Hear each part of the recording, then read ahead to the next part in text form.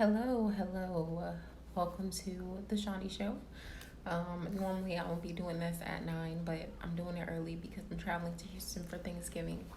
So here we are. I just came real quick to give y'all the Astroteas of the week.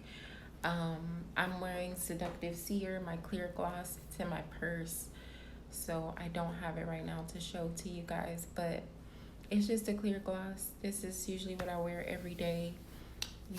No makeup, just a little oil on my face and some mascara. That's my normal look. So y'all are being blessed with the natural beauty today. So yeah, let's go ahead and get into it because I'm not gonna be on here long. Just gonna go over the astrology of the week and what you can do with this energy, and then I'm gonna be doing a collective Gemini full moon reading for us because we have our Gemini full moon coming up on the 30th.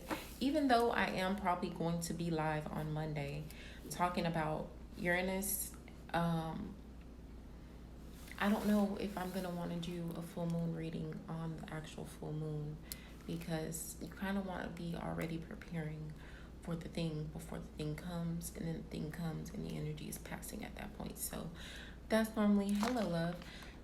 That's normally how I like to do things. So I don't know if I'll touch on that again. I might just go over a key couple of points for what to do with the full moon energy, but yeah, that'll be that on that.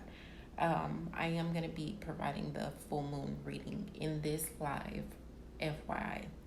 So without further ado, let's go ahead and get into it. Our sun is still in Sagittarius. It will be in Sagittarius until the 21st of December. This is all about increasing your understanding and awareness, having the courage to really expand and the confidence to go after your pursuits, and also being courageous enough to shift your perception and start over when you need to, and just basically having the courage to be honest with yourself first and foremost. It's really more so about big picture thinking. Whereas, coming out of that Scorpio energy, it's more of investigation and details. This is more of a big picture. We're looking at the final vision. We have the hope and the faith because we can see the final vision clearly type of situation with Sun in Sagittarius. Also, clarity of your power and truth. I see the vision is the mantra that you want to carry with you while we have this Sun in Sagittarius energy. Mercury and Venus are still in Scorpio. I'm not going to talk too much about that. I'm just going to let y'all know, it's investigation, intensity, intimacy, all to bring about truth and transformation. So those three I's: investigation, intensity, intimacy, all to bring about truth and transformation. That is what the light is shining on with Mercury and Venus. We know that Mercury is our communication planet, so obviously investigation, intimacy, and intensity in communications. And then the same thing as it relates to our relationships with that Venus energy. And Venus is not only about your love relationships. It has to do with friendships. It has to do with family. It has to do with the way that you love yourself. It has to do with the capacity that you have to love yourself enough to expand. So you can apply that to all of those things. We have Jupiter and Saturn still in Capricorn. This is going to be work hard, embrace discipline over inspiration, because at the end of the day, slow and steady progress are what's going to get you there. Things are not going to be happening fast with this Saturn and Jupiter and Capricorn energy. It's just the way that things go. You're going to have to take things step by step. You're going to have to be practical. You're going to have a certain level of order and discipline, or the shit's just not going to happen. And that's just that. Okay? I talked about Saturn the other day. I can't keep up with the days at this point, y'all. I don't know what's going on. I talked about Saturn the other day. If you have not watched that video, go and watch it. I talked a little bit more about the Saturn and Capricorn placement, how we can use that energy and how it affects your particular sign. So if you're interested to know more on that, just go back and watch that video. It's free, okay? Mars in Aries, it has been direct since the 13th of November. We know that Mars was in retrograde. That was intense as hell. We was all mad as hell, irritable as hell, frustrated as hell, want to fight everybody. It's over, okay? Now Mars is moving in the right direction again. We're forward moving with our defense. We're forward moving with our action. And with it being in Aries, we're at home, okay? And also, the moon is in Aries right now. This is a great time to really take initiative and embrace the idea of fearlessness and courage and passion, inspiration within yourself and from your core. Because at the end of the day, that's what Aries represent. Their mantra is I am, and they're just gonna be who they are and get shit done the way they want to get shit done. Sometimes they're gonna have to go through some struggles along the way, but it's the experience that counts, and that's what we're all here to do, experience, okay? So you want to hold on to hope as it relates to those things. Direct, spontaneous, and self-absorbed is also in alignment with the energy of Mars being in Aries and Moon being in Aries. So we're going to be feeling that as well. This is a great time to be doing any type of protection work if you're a conjurer. Avoid reckless impulses. You know, if you have impulses that you know you shouldn't be following, like, I feel like this is more as it relates to money, and I don't know why, y'all, that's just what spirit is telling me, but I feel like this has more to do with money and jumping into situations with people than anything else when it comes to the reckless impulses. I feel like sometimes with money, it's like we feel some type of way and we just want to buy something to make ourselves feel better, or we think we need things that we really don't need, or, you know, we don't think that we need to save when really we need to be having a nest egg, or it's like, you know, maybe I can just splurge and go all out right now, even though I don't really need to, even though like things are next, that type of situation. I feel like with those types of reckless impulses, we really need to beware. Hold on, y'all. I'm bringing y'all a little bit closer so I can plug in my charger because my phone is on 20%. Okay. So I feel like with money, you want to avoid reckless impulses. And then when it comes to relationships, like, don't just be jumping into relationships just to jump into relationships. You want to follow your instincts about people and really vet them out. Y'all have to think about how crazy people are today and all the dysfunction and sickness that is within everyone's psyche. So don't just be wrapping yourself up with people because it feels good, because they gave you a little bit of attention. You know, make sure that you are investing your energy wisely as it relates to really giving your heart and giving your time and energy to people. That's really important. So don't just be out here trying to get instant gratification and doing the most, because just with the state of the world, it's not healthy for you to do that. I'm not trying to hold shame or tell you what to do with your body. You know, do what you want to do. I'm just saying, be mindful of the energies that you are allowing into your life, okay? Be mindful of it. It doesn't matter if it's just sex, doesn't matter if it's just conversation. It doesn't matter. The fact is that it's an energy exchange. And since we are in a time of spiritual warfare, you need to be mindful of the energies that you're exchanging, because you never know what type of shit is just going to come into you and start draining you out. And that's what we don't need, okay? We trying to stay glowing and popping over here. Glowing and popping, okay? So avoid the reckless impulses. I wanted to say that with Mars being in Aries and then with the moon also being in Aries right now, because it's a thing. We're going to be acting on emotion. Aries emotion is do first, think later, okay? So watch it. We have our full moon Gemini eclipse on November 30th, which I believe that's on Monday. Balance between beliefs and authenticity versus freedom and effectivity. So what that means is this moon is asking us to review kind of what we believe, how far we've come, who we think we are, what we value, versus who we want to become, who we actually want to be, and our authentic expression. So those are kind of the two twin sides of yourself. And you're being asked to reflect on how you can merge those things together, basically, to help push you further into your intentions as we go into the end of the year, okay? And with the sun being in Sagittarius, that creates that conflicting energy where it's like, okay, I'm gonna reflect the light on the things that you need to see within yourself and be aware of within yourself and your own habits and patterns, so that you can then merge those things to work for you and be a little bit more airy about it instead of so fiery about it. Do y'all understand what I'm saying when I say that? Be a little bit more airy about it instead of so fiery about it. Like, be a little bit more, I'm willing to shift and go with the flow and go through the changes when I need to. I don't have to always be right. I don't have to always be in control. I don't always have to be the fire starter. Okay? You want to be basically balancing out those energies with this Gemini full moon coming in. Mental processing and emotional evaluation. Obviously, Gemini is a very mental type of energy. It's a mental type of sign. And so with that, it's going to have a lot to do with communication, mental processing, shifting your perception and releasing things that you need to release in that area, as we do with full moons. And then emotional evaluation, just kind of processing your emotions on an intellectual level is what we'll need to do. A nice breeze and clearing after the chaos of all this Sagittarius energy, after the chaos of the Scorpio energy that we just had. It's going to be a breath of fresh air, this Gemini full moon. It's going to be a little bit intense with the eclipse energy. So you are going to be feeling a little drained, a little tired, probably a little frustrated. But we always do with full moons, so it's normal.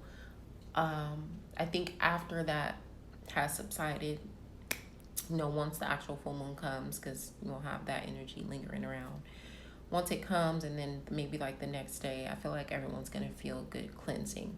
So that is going to be something to look forward to. That's it, really. That's all I had to say as far as the astrology of the week. I am going to be going live on Monday to talk about Uranus. And I probably will talk about the full moon too, because it's the full moon. So I'll just make it a long one and I'll talk about both. But I am right now going to do a collective full moon Gemini reading. So I'm going to shuffle for that and pull out the cards for that. And then I'm going to get out of here. I think I'm about to start doing pick a card readings on live for y'all. I don't know when I'm going to start, but it's something I've been thinking about. So y'all see, I'll just pop on here and be like, hey.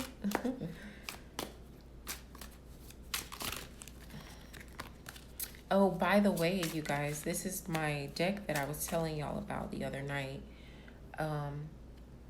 by Joe Off Duty 7.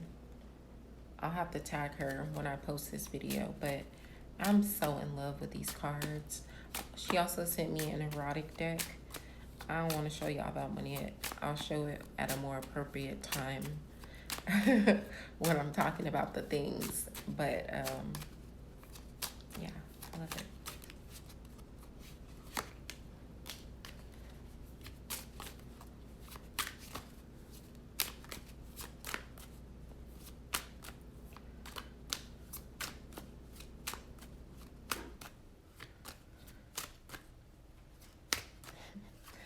There are some people that are going to watch this video in the middle of the day and they're going to be like, what the hell, Shawnee?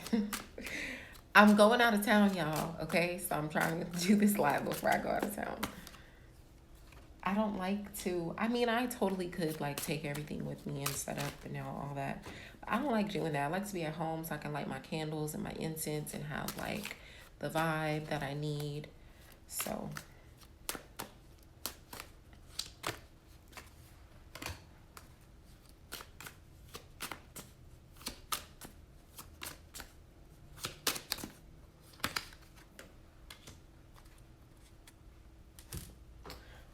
let me pull a couple oracles.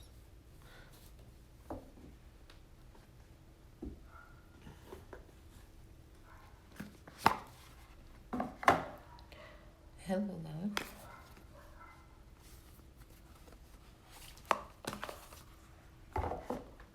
Baby, I get that feeling. If it was up to me, I would be jamming in every video because I love music. But the platforms and these copyrights. So I be trying to keep it together and just either be silent or have the music really, really low so you don't even know what's playing. But I be wanting to just blast music so I can dance in the middle of my lives and sing because that's just what I do. Okay. What aspect of ourselves have been hidden in the shadows? For that, we have the Nine of Wands. A part of this has to do with courage being hidden in the shadows, but another part of this also has to do with we've been tested. We've been tested, we've been challenged, we've been pushed, and we try to wrap a bow around it and act like everything is okay, and it's not. We're going through a challenging period. People are tired, people are frustrated, people are losing things left and right.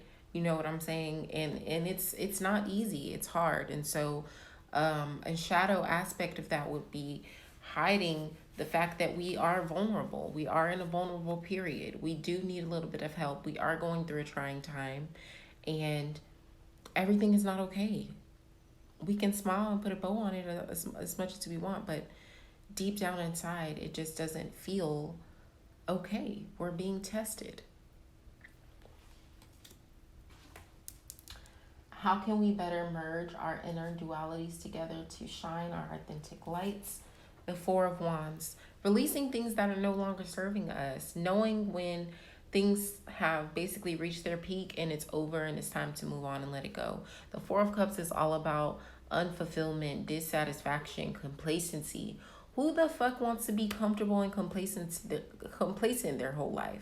I sure as hell don't. While comfort is great, I'm a Capricorn. We are comfort creatures, okay? We love comfort, stability, consistency. Yes, we are coming to Houston. That is why I'm online this early. We love comfort and stability and security and consistency. But at the end of the day, me being a Saturn Aquarius, like that's just not how I work. It's not how I work. It's just not gonna work out, okay? We have to be willing to let things go and to move on from things in order to make ourselves really fulfilled and really happy.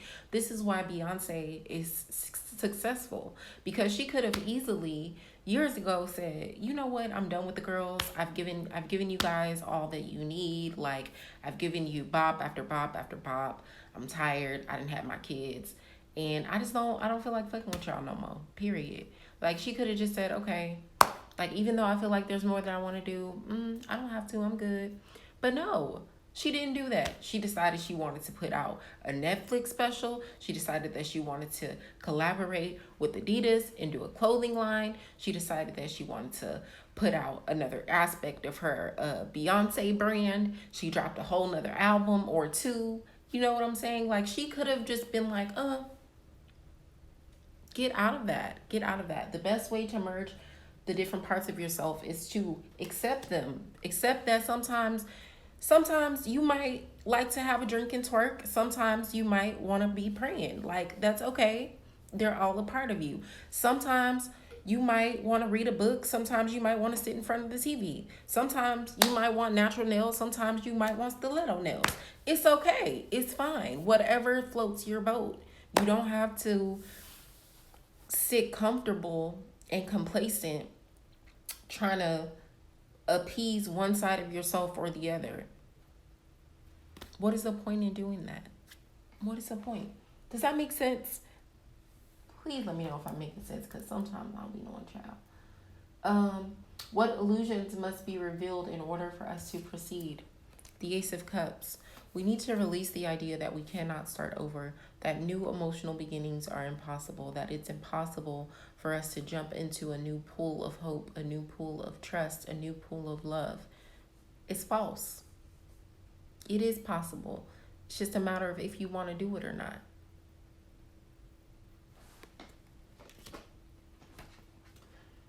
What should we focus on the last month of the year?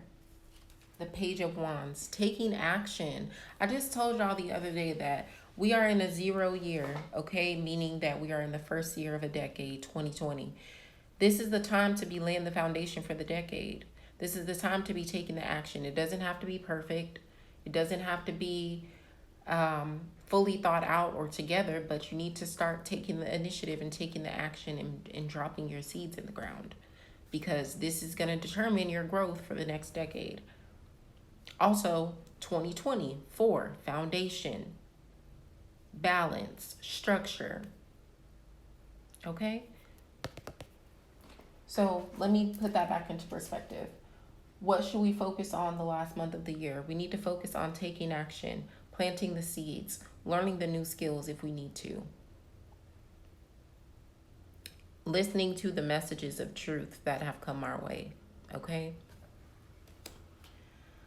Additional guidance, Three of Pentacles. Don't be afraid to ask for help when you need it. Don't just sit there struggling while everyone else is climbing and gaining and you're trying to figure it out. Ask for the help when you need it. Ask for the support when you need it. If you feel like you're hitting a wall, keep asking. For every 20 no's, you're going to get at least 1 or 2 yeses. Okay? So ask for help. Seek out new skills. Seek out new resources as well. And don't be afraid to humble yourself enough to learn from somebody else, especially if you're asking something of them. Karmic relationships, Orion energy, polarity, soul growth, and conflict. I kind of want to read this to you all, so I am, but let me just show it to y'all. And then wait. I keep telling y'all this is a test of patience. Slow and steady is going to be the progress with this Jupiter and Saturn Capricorn energy, and you just gonna have to be patient. There's nothing that you can do about it. The more that you try to fight against it, the worse it will be. So you just surrender and be patient. Do the work. Okay, let me find where this card is. Karmic relationships. 84.